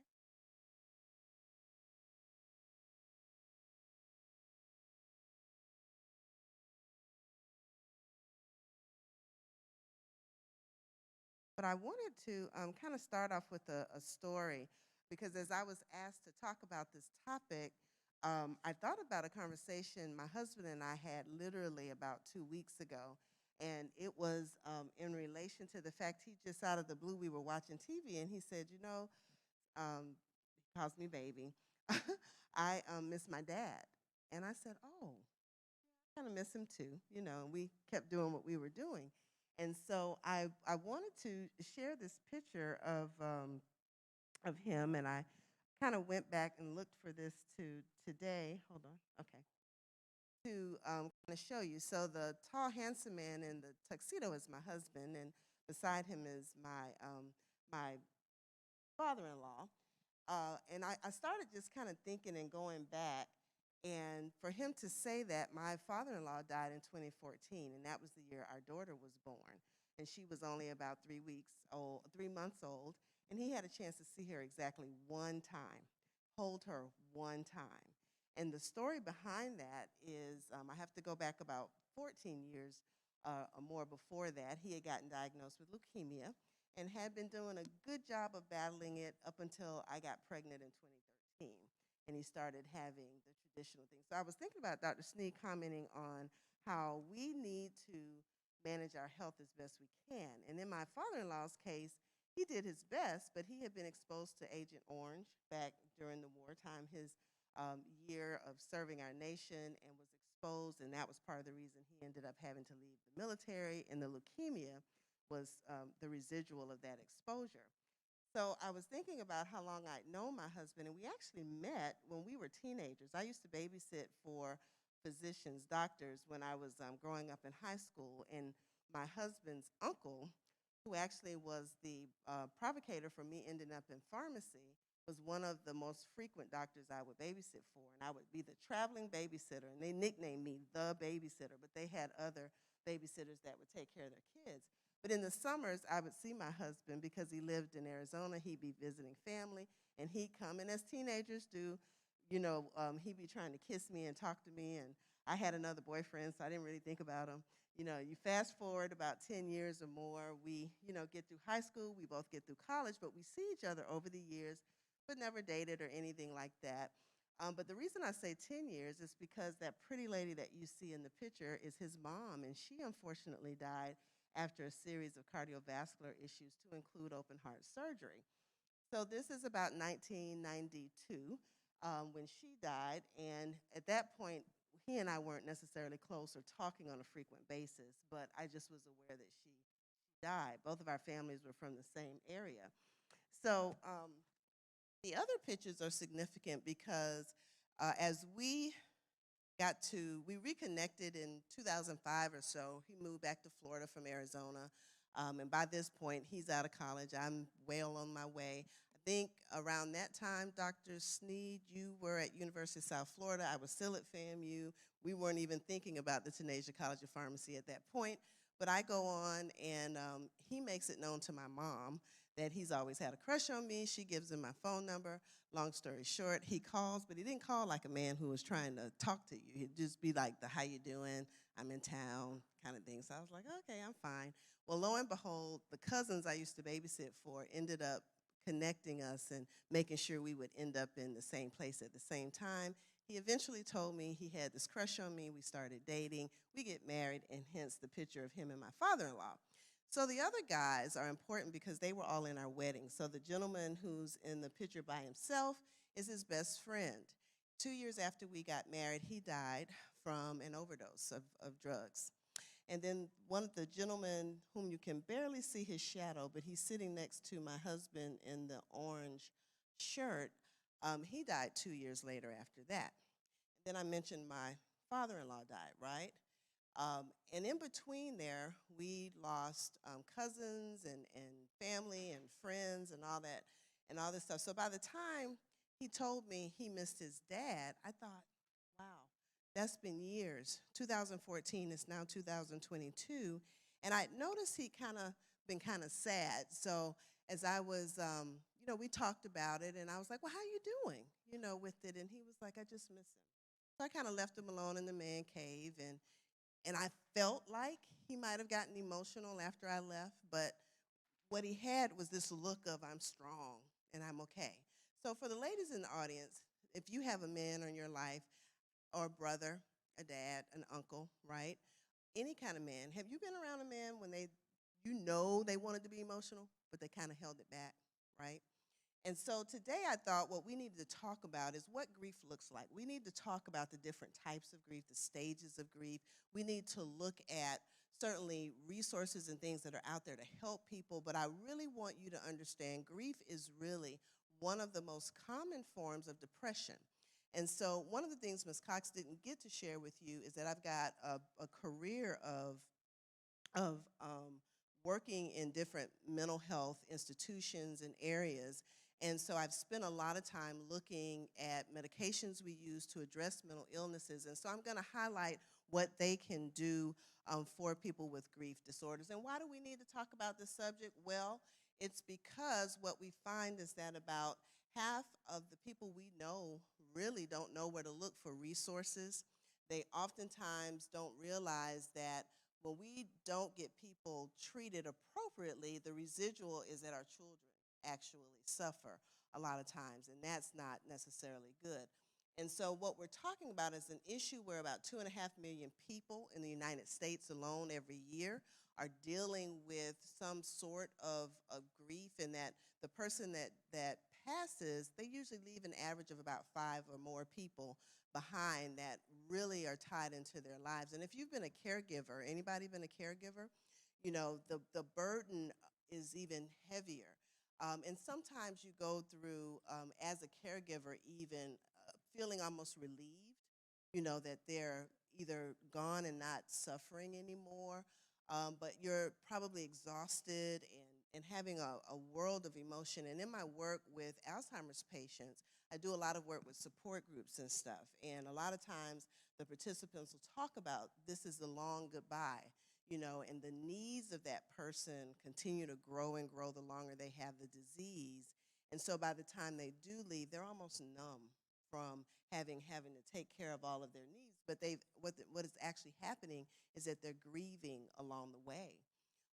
So it's interesting that children who lose parents also experience grief, and we need to talk about what that looks as well, because many of them end up, unfortunately, in situations where either substance abuse or suicide and those kind of things unfortunately happen. And it depends on the nature of the relationship that they may have with the parent that they lost, but this becomes important. And some other things that we see is substance abuse, typically alcoholism, where individuals end up in rehab centers and the like, or definitely we see, unfortunately, people ending up in prison or developing more complicated psychiatric illnesses, major depression being one, chronic anxiety disorders being another. Some of our severe mental illnesses like bipolar disorder and schizophrenia aren't as closely tied to grief, but we definitely make the connection. But there's differences in terms of insight. They grieve just a little differently. And what happens is we see them going in and out of emergency rooms and hospitalization. A lot of them end up, unfortunately, homeless. There's typically a detachment from familial support and the community support that others have. And so this is really, really a compounding problem. But as we look at some of the surveys and stuff, we find that basically grieving really is a big problem. So Dr. Sneed already talked about COVID.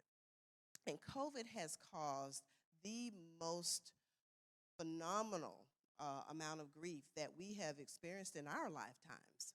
Okay, now there have been other epidemics and pandemics, but as he mentioned, for this to move up to the third most common, right, problem or cause of death is just phenomenal. But it's been estimated that a whole lot of young people, unfortunately, are dying.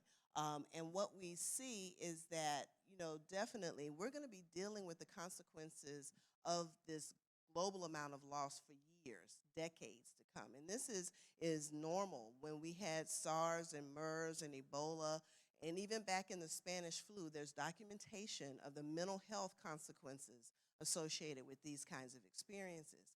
Now, if you're in the audience and you lost at least less than 10 people since the pandemic started, raise your hand. I mean lost them due to COVID directly. If you lost less than 10 people, okay, raise your hand. Okay. If you lost more than 10 people, raise your hand. Well, my hand is still up because I lost more than 10 people that had COVID. Classmates, family members, neighbors, church, associates. But unfortunately, the challenge that I had is that I was trying to also support other people who had lost loved ones, right? And I was grieving for them and with them as it went on.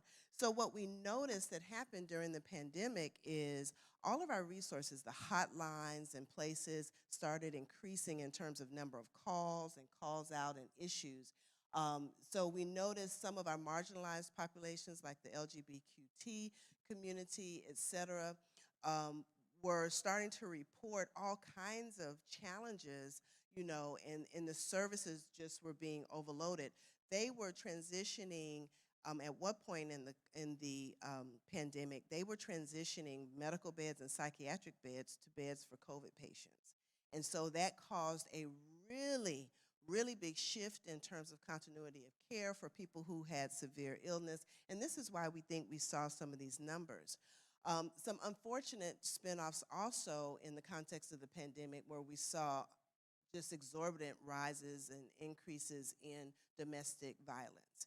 And some of it had to deal with the quarantining and the fact that couples who had not traditionally spent as much time together now realize I don't really like my wife that much or like my husband, whatever the case may be. But the other part of it, we feel grieving the loss, also may have been a part of this. Now, as I go back and I think about this, 243 million is a lot of people, right? And we know this is an inherent problem anyway, but we also started seeing children enduring not necessarily the domestic violence, but child abuse.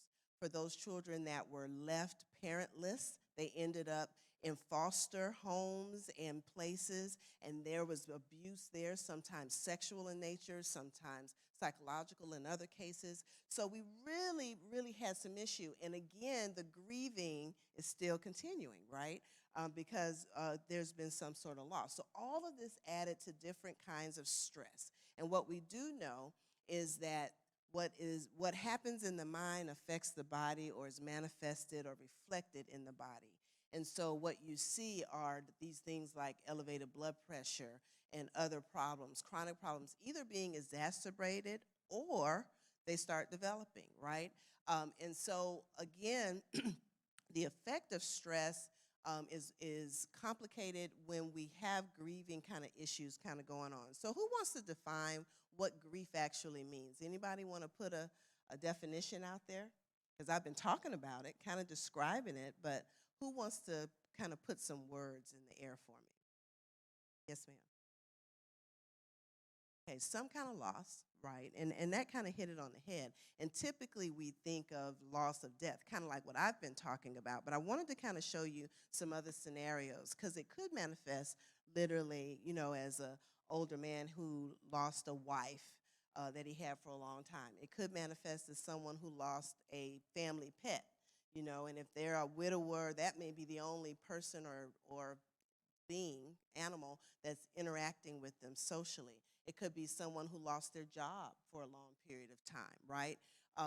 But grieving the loss of something takes a while. And we know, I remember prior to getting married, people would say, if you were in a relationship for 10 years, it might take you 3 to 4 years before you get over that person, about half the time that you spend with them, which is a long time. Grieving, reminiscing, reflecting, right, and trying to work through.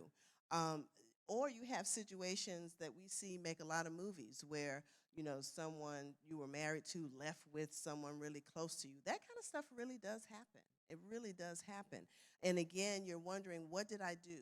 What happened? But typically what happens first is what's most noticeable is we call it depression. And there's all kinds of depression. Women have a lot of things associated with childbirth, right? Menstrual cycle, and things of that nature. So you might see premenstrual syndrome, postnatal depression, that kind of stuff. But we have all kinds of things where people have mood changes with the season to major depression, etc.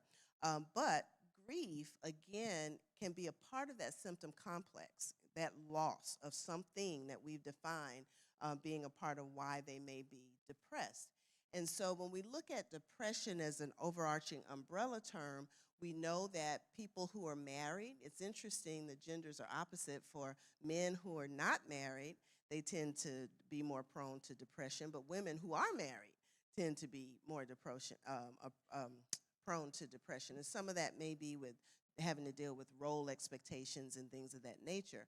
But we do know having a person in your life can make a difference. And so as I described the gentleman earlier that lost his companion of 60 years, some men bounce right back and they go on and find a wife in 6 months, and some, wait a long time and or never get another partner. So you see different things happen.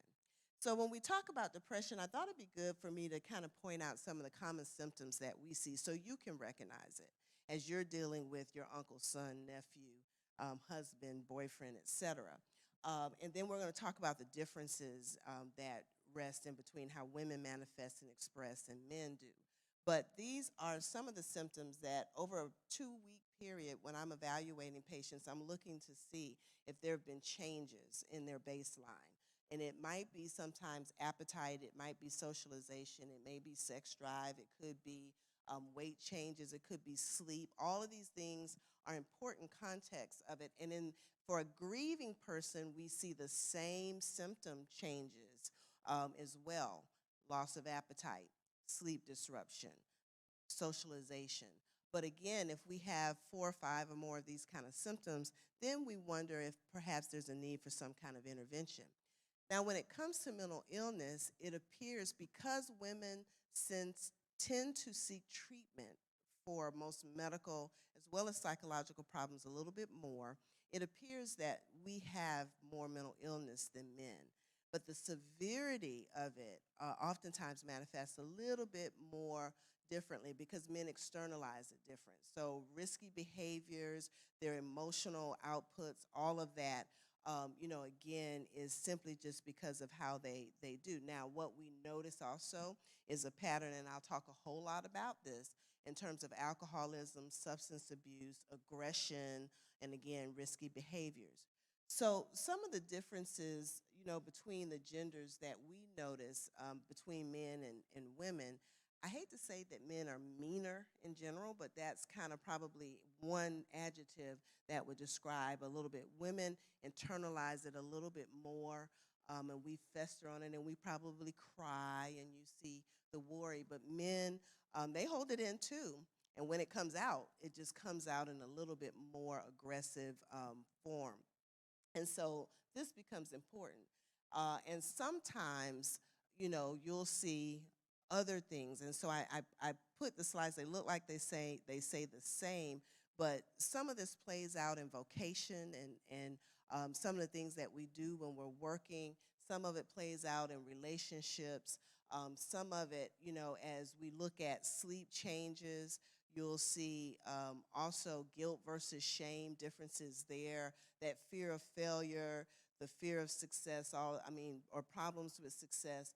All of this is tends to be different, but again goes back to some of it is role expectation and things that have been modeled.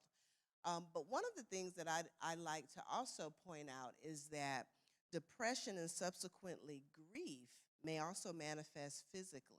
And I mentioned that earlier. And so a lot of times, and you've seen the commercials where they talk about depression hurts. So in my older patients, when I'm evaluating them and working with them for Alzheimer's disease and different things, they may not say I'm depressed, but they'll say my arthritis is bothering me, or my legs hurting, or I had hip surgery. Everything is a physical complaint, nothing psychologically wrong. Now they may admit to having nerve problems, but not depression. So I also pay attention to ages of patients when I'm kind of dealing with them. So there are psychological components of depression and subsequently grief, as well as physical things that can actually occur.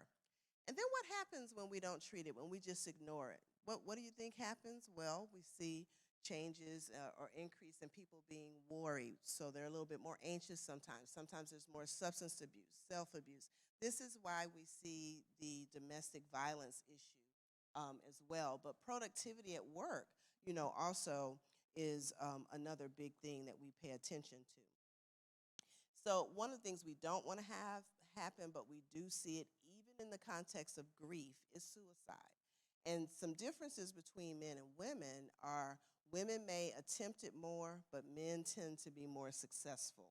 And there's a 4-time greater rate in men being depressed than women. I mean, not depressed, completing suicide than compared to women. So about 15% of depressed individuals actually commit suicide. And so this is something we really want to avoid. And when there's severe mental illnesses, sometimes you have a greater likelihood of suicide attempts and completion in bipolar patients, say, compared to schizophrenic patients, but it's still a risk that we have to be mindful of. So as I've talked about grief and depression so far, I want to point out that there are some similarities between the two, and then there's some distinct differences. And some say, well, it's okay for you to grieve over the loss of someone, but how long is long enough? If I mentioned that 2 weeks might be how long I look to see if you have depression, certainly 2 weeks isn't long enough for people to work through grief, right? But usually after 6 months, 12 months, then we start saying maybe you're still grieving. So like as I described to you my husband's situation, here we are 7, 8 years out, and he's still talking about missing his dad. Now, it's not wrong for him to miss his dad, right? But it does speak to how everyone is very different and everyone's coping mechanisms are different. But the other thing I told you is that his mom died, then his best friend died, and then another best friend died, right? And in between, we had other relatives that died. And then dad died right on the cusp of him having his daughter, okay? The other thing I kind of left out is he also was in a transition mode. Dr. Sneed stole me from Florida A&M University. And when I came, my husband came along. And so for the first 2-3 years, he was driving back faithfully to Tallahassee, still working full-time. Fast forward 5-7 years, my uncle-in-law decided to, the same uncle, by the way, who I was babysitting for, decided to phase into another component of his career and moved to Orlando to start working. And my husband had been running his outpatient ambulatory care center for 20 plus years. And him phasing out didn't include my husband going along with him. So look up, and COVID was here, and guess what? Nobody was hiring. People were losing jobs, right? So he was kind of home based, living off of severance pay and unemployment. But this didn't help the ego very much. It didn't help the ego very much. Now he's working for ACA and back in the run of things. But psychologically, it played with him.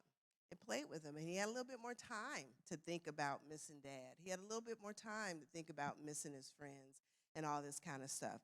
So I say that to say that along the way, I too was checking off the dots about, is this depression, is this guilt?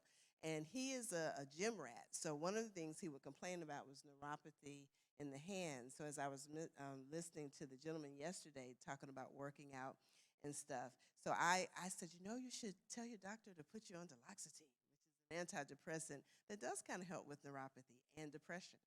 So I was trying to be slick. So he took it for a little while, but he had some side effects from it, and we'll talk about that a little later. So he didn't take it very long. So I had suspected a while back that there was some depression and some grief going on because of life just happening to him, and I was doing my best to support. So as we think about the title of this presentation, all of us probably can think about a person, a male, who's gone through a very similar story. So in terms of how women grieve differently than men, I thought I'd put a slide up to kind of show you. We tend to talk. Men don't. Like I said, for whatever reason, my husband and I are watching an action flick, and he tells me, I miss my dad. So that's kind of how it typically happens. So you have to listen to them, read between the lines, but because most times they want to just get on with it, right? Fix it immediately. And that doesn't always necessarily happen. So they're very different than we are. So some of that is because all of us go through the stages of grief in a different pattern and at a different speed. And most times, many of us are still shocked early on at the news, and then we go through a denial phase, or we go into autopilot where you take care of the business, and that's oftentimes what you see with caretakers and stuff. They just making sure everything is done. Then you have the anger, bargaining, stage, and then you do get sad, so maybe my husband is finally at this depression stage. And then you have the time period where you might be questioning, the diagnosis and those kind of things. And then eventually you accept it. And so the conversation about the deceased loved one doesn't hurt so much. It doesn't cause tears and that kind of stuff. And it depends if the death is sudden and unexpected or if the death was expected. I right now have a girlfriend whose husband has had his second bout of prostate cancer, and he's terminal. They called hospice in. Hospice has said any day now. And so I'm trying to figure out, how am I going to psychologically control my emotions so I can support her through that. But it's kind of, again, psychologically, I can't even imagine where she's at, with that, knowing. Now, I also know that none of us know our exact time we're going to leave, and man sometimes doesn't know everything. And so I just hope that the time they have remaining is peaceful and comforting, and that it will allow the transition so that she can go through these stages appropriately. But I just want to, again, point out the different stages, how all of us go through them differently. There's no time point. So when I said sometimes 6 months, sometimes 12 months, none of it is abnormal. It is very individualized. But what we do have to do sometimes is think about what else is going on, because a lot of times people have other anxiety disorders, or they had depression already there, and that may complicate the grief process. And so you have to be mindful of that. So this just shows how in some cases we do grieve, we go through bereavement, and sometimes it's a traumatic grief, experience as well. And then we have people with some of these other issues, and we oftentimes see that. So it really becomes a conundrum to try to decide on appropriate treatment. But this complicated grief or prolonged grief disorder has really surfaced quite a bit since the pandemic started, where people are discovering, like I had lost, unfortunately, my grandmother, my mom's mom, and my oldest sister cousin, and then that sister cousin's youngest daughter, all in a car accident my senior year of high school. And periodically, I think about that, and I still get very emotive. But I remember going through that time period kind of in this numb stage. So I say that to say that sometimes people do have what we call complicated grief or prolonged grief disorder, where they get kind of stuck in some of those stages of grief. And it plays out 20 years later, 10 years later, or much like I was describing, with my husband. So it's been estimated that because of the COVID-19 pandemic, some 16 million people probably will experience bereavement or grief in some form or fashion. Right now, we're just trying to get through it, right? But it may be that we wake up and realize that those individuals who were here for the last Thanksgiving are no longer here, right?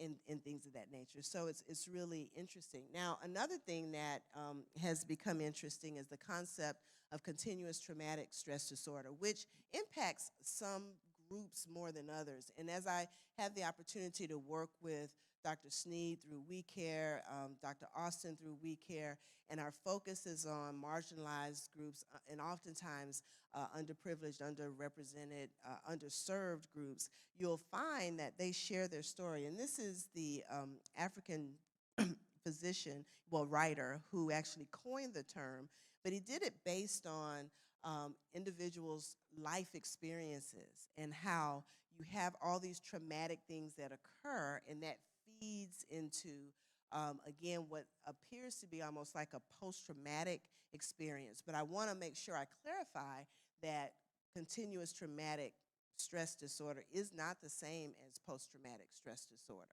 okay? And there are definitely different factions. So if you think about when the pandemic started, we also had the George Floyd incident happening, right?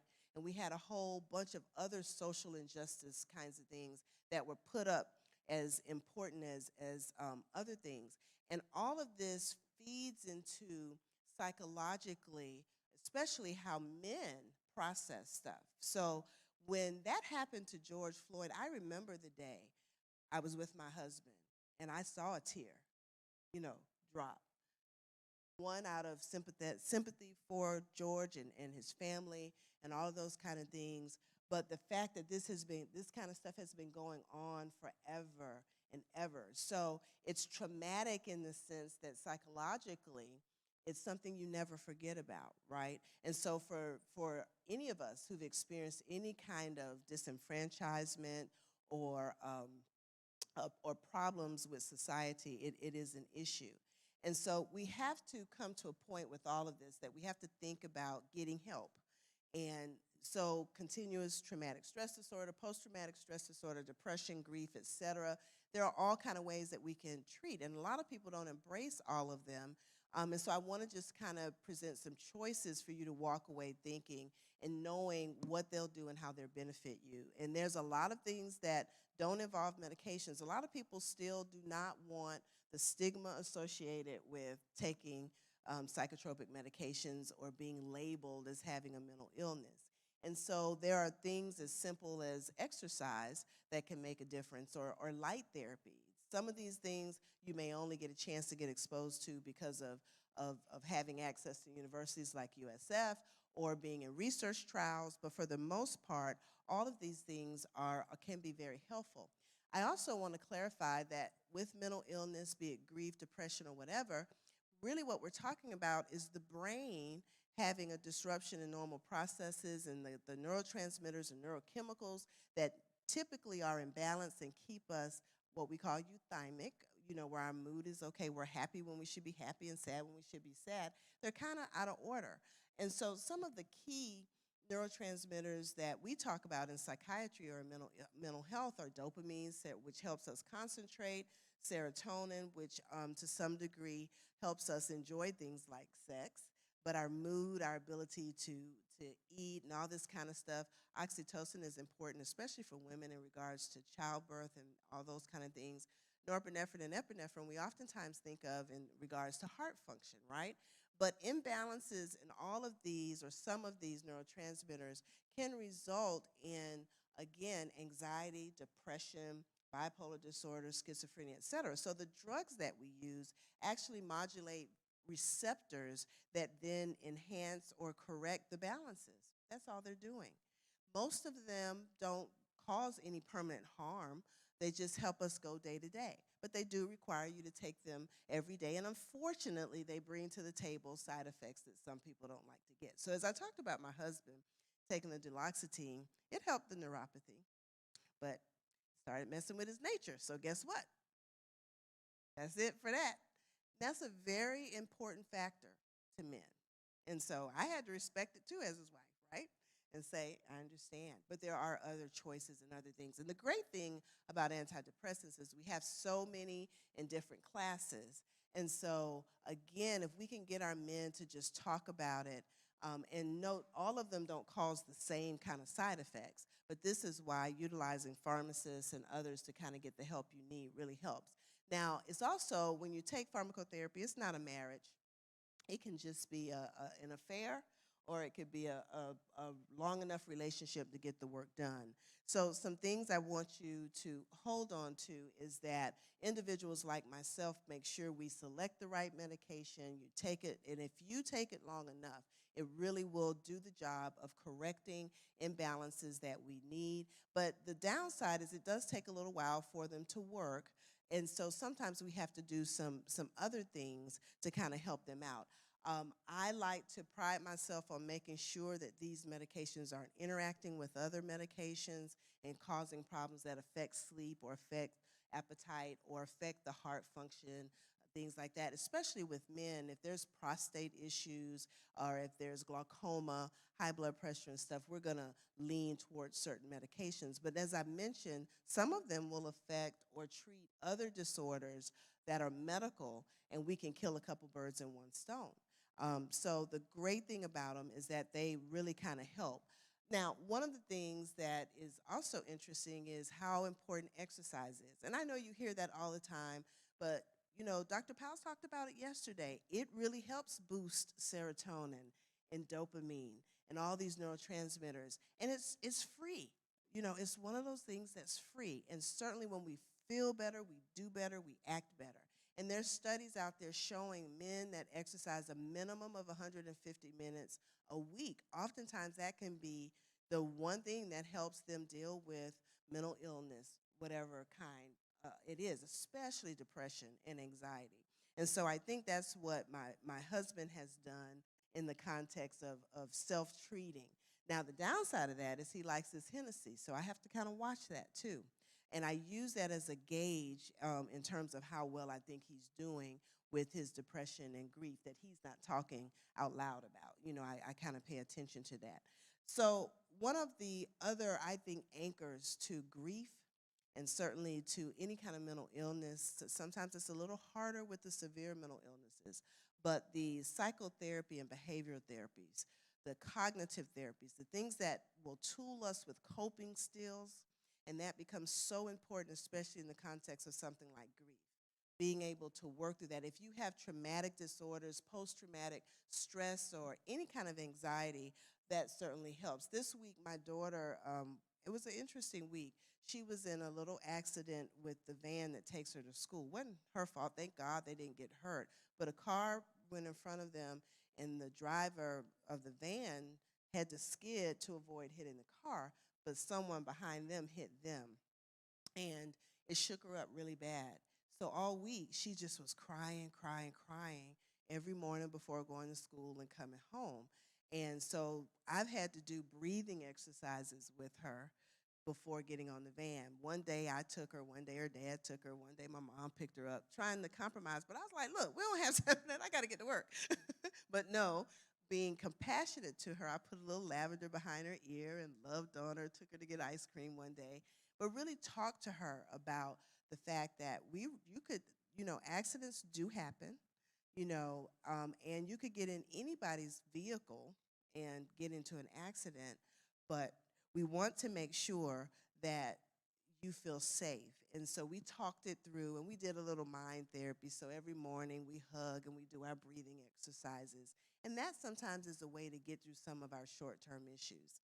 Now, one of the other things I do have to just comment on as we're kind of winding down is we have a lot of opportunity out there for people to get things like cannabis. There's so much out there about medical cannabis and recreational cannabis, and cannabis also becomes a substance that people go to try to fill in the blanks. You know, alcohol, all these kind of things. And I just want to point out that some of these substances make life worse. Chronic use of cannabis can actually induce depression and anxiety. People who over-ingest in alcohol typically mess up their sleep architecture pretty good. Not to mention wiping out brain cells and messing up the liver, okay? So there's always limitations to these substances of abuse. And so I do have to also say to people, especially if they're drinking alcohol, that there are vitamins that they also wipe out in the process. And so for mental health, you know, healthy diets and all that kind of stuff is really important. And as we're going through grieving, oftentimes we have to remember that, and especially with caretaking, that you've got to still eat. You've got to take care of yourself. And as Dr. Sneed said, I do often say your health is your wealth, okay? And so when we get into these points where we're grieving, I thought that I have to remind people we have to still self-care. And these are just a lot of tips that can be done. And some of them might seem girly, like yoga and planting a garden, but a lot of them oftentimes give us an out. Reading a book, you know, will make a difference. But recalibrating yourself, spiritually filling yourself up, and reflecting on memories as you kind of go through grief, I think is really helpful, as well as managing your health issues. Because if we don't manage this, then we're going to have more problems and more issues and more stress. And I've already, I think, kind of talked about, and several of the other speakers have talked, you know, about how, again, if we don't do this part, then we're going to lose out anyway.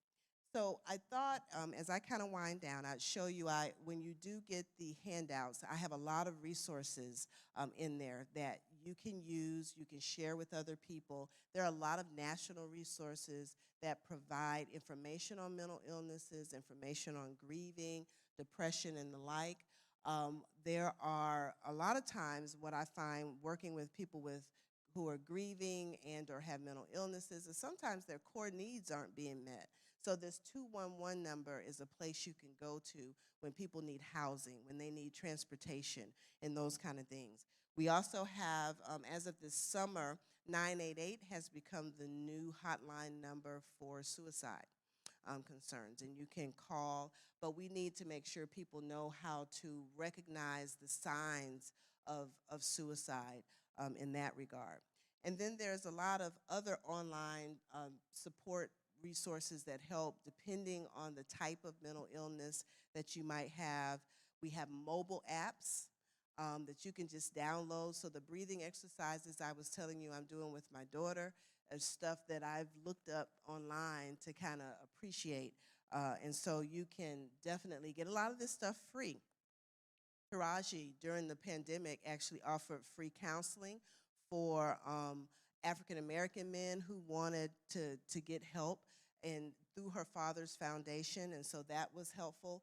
For our fathers and mothers, if you need resources to help with children, I put something in there.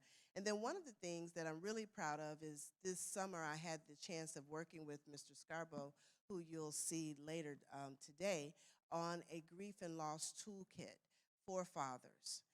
And for people who work with fathers that are grieving and have dealt with loss. And in it, you'll find a lot of the resources that I've mentioned. So stay tuned and be on the lookout for that. And as some last wellness tips, I'd just like you to remember to breathe and certainly relax as much as you can, exercise, write it out, and get some help as needed. So we can kind of stop there, and if anybody has any questions, you know, Dr. Sneed already suggested or offered our e-video library that Mr. Morgan and Dr. Austin have maintained for us, and we are so grateful for Reach Up and the work that they've done in allowing us to have a bigger platform and a bigger reach to try to help, again, people who are undeserving. So, but if you want to reach me directly, this is my information, and I don't know if we have a minute or two to address any questions if anybody has any. but we can't do it as we're waiting on people to return. But I'll stop there, and I hope that you walked away, if nothing else, knowing a little bit about grief, the stages of grief, the opportunities we have to resolve it, and then certainly the ways we can use some of the resources, things that are free, things that are available to us to kind of help with that. So I do want to bid you all a happy rest of the day and hope you enjoy the rest of the convention. And thank you, Dr. Austin, Dr. Morgan, Dr. Berry, and others for inviting me again to stop there.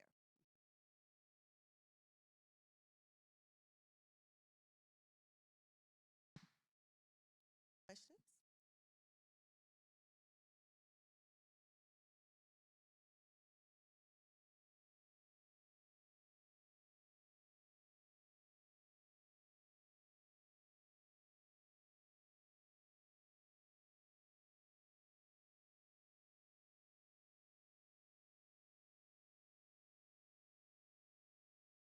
So what they're finding is the younger the brain is, the more damage it's going to cause. It kind of prunes the brain out, and it results in people looking like the schizophrenic brain. And they've done that through imaging, PET studies, and that kind of stuff. Still kind of looking at it, but there is some concern. Now, our bodies are primed to receive, metabolize, and use it.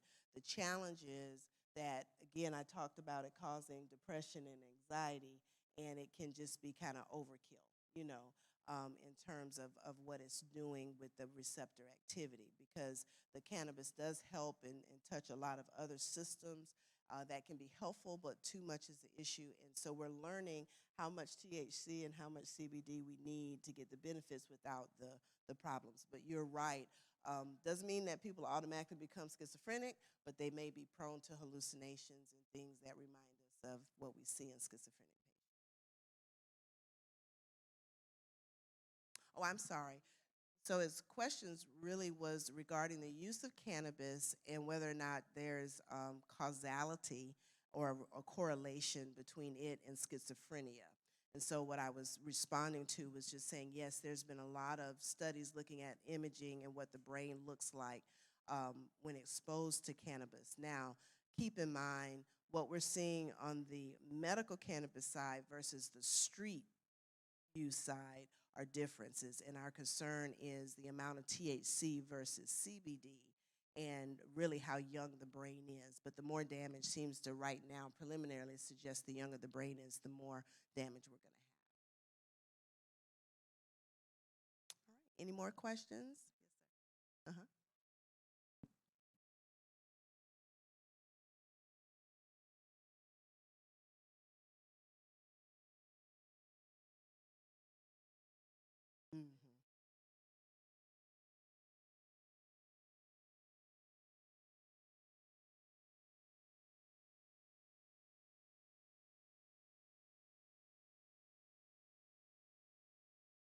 Well, we've known for a long time that there's medicinal benefits to a lot of them because we understand the pharmacology of it, but the addiction potential kind of outweighs the benefits that you get.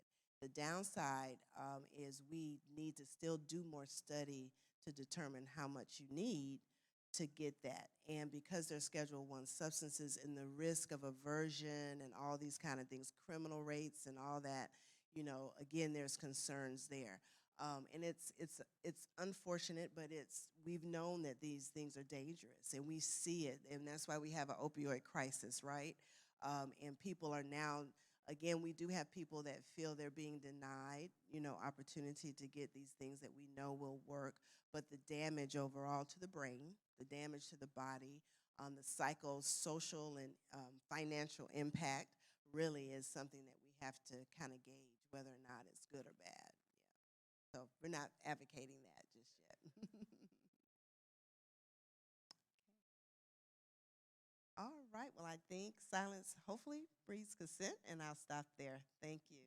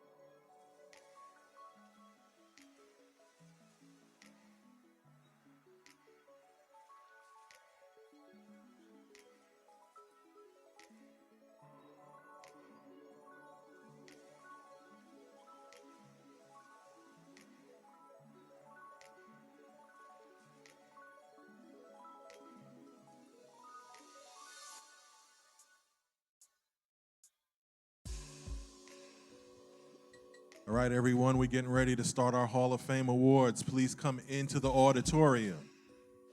Getting ready to start our Hall of Fame awards. And then you'll be able to go to lunch. So let's move quickly as we come into the auditorium to start the award ceremony.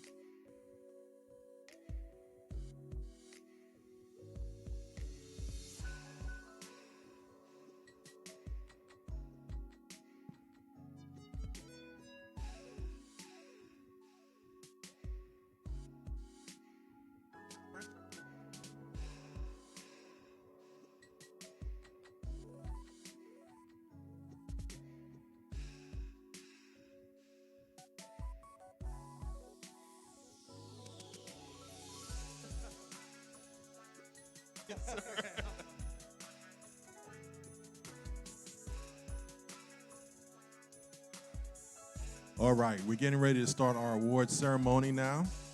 So we're just going to ask for some of the volume to come down a little bit because we want to give our dads complete attention.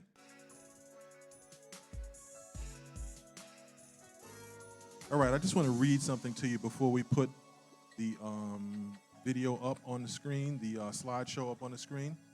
It says, fathers are our first teachers and coaches. They're our mentors and our role models. They set examples of success and push us to succeed, encourage us when we are struggling, and they love us even when we disappoint them. And they stand by us when nobody else will. No matter what hardships a father goes through, he can still be a good dad.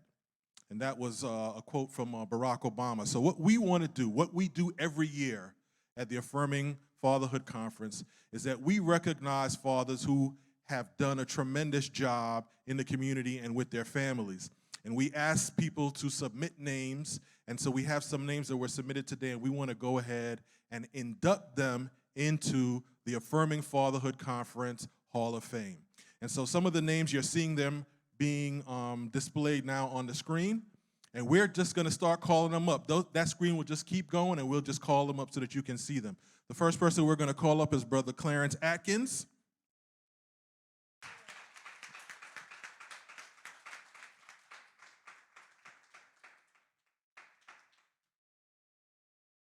Congratulations, brother.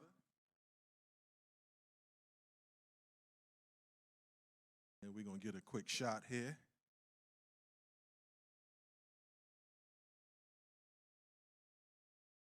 No speeches.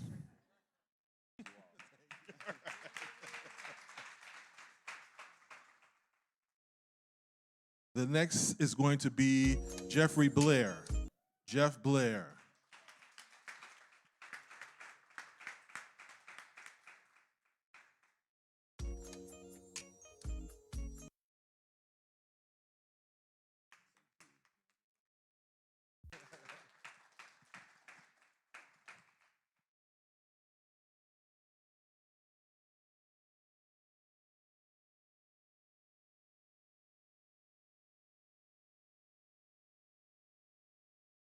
We have two more, but they're not present with us today.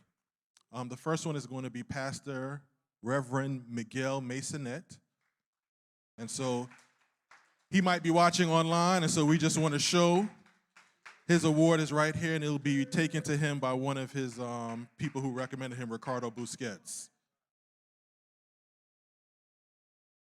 And the second, if you missed yesterday, we hope you get a chance to watch that video, is our honorary Hall of Fame father, which is KB. And so we want to give KB an award as well. All right, we want to thank all of you all for participating today. We're thankful for the fathers that continue to do the good work. You have been immortalized. Yes, you have. Trust me when I tell you that. You got this, but your name will also be represented online on ReachUp's webpage. It will be there as long as there's a ReachUp webpage. And your name will be Father,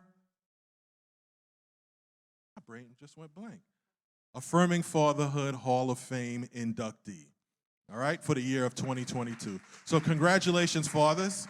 Congratulations. And now we're moving towards lunch, so Maribel, you can come on up and make an announcement.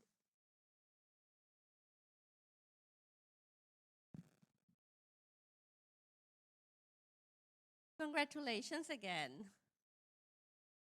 So now it's time for lunch again. Whoever was here yesterday, it's the same instructions. We have 1 hour for lunch. We have a special deal with 3 restaurants. We have the sign. It was also on the platform. We have the sign on the front. The jerk chicken on our same parking lot have a $5.99 meal for us, and then $1.99 patties. We have Miller's House, which is not far from here, for $1 off from lunch. And Portillo's. Everybody who had a bag yesterday should have received the voucher for a free cake slice. Actually, I did go yesterday. Their lemon cake is highly recommended. So, we'll see you in 1 hour. Please remember, we have drinks here. If you Uber or decide to bring the food here, we have tables, we have drinks, we have snacks. So please feel free to enjoy them. Thank you.